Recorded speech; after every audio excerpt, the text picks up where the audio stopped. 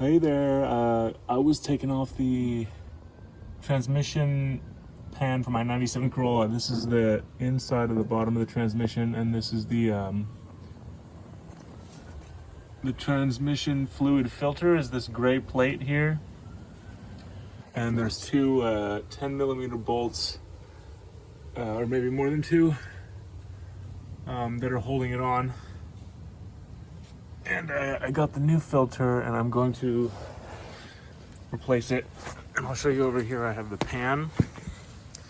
And this rag is black, and you can see that from the, there's two little magnets here. There was a lot of I think it was like metallic particles that were so fine that they turned into like a sludge.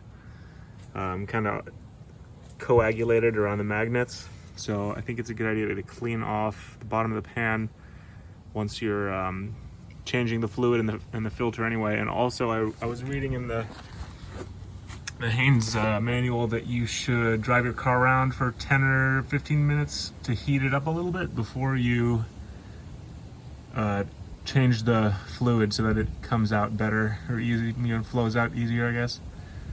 And just be careful so you there's another plug in the back there, which is actually the differential, and I think it's a totally separate unit. So make sure you're taking the correct plug out and you don't do what I did and drain the differential when you didn't have the pump to pump the fluid back in. Because it's hard to access that hole where the fluid needs to go. You need like a syringe to pump it in or something. But there you go. That's the transmission fluid filter.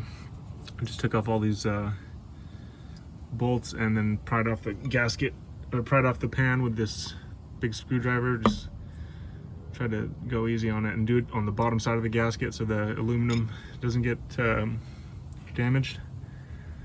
And so first you want to drain through the plug, and then I think since this car is jacked up, the rest of it drained out of the back of the pan. I think depending on if your car is more flat, it might drain out, the rest of the fluid might drain out of the front. But there you go, that's the transmission fluid filter.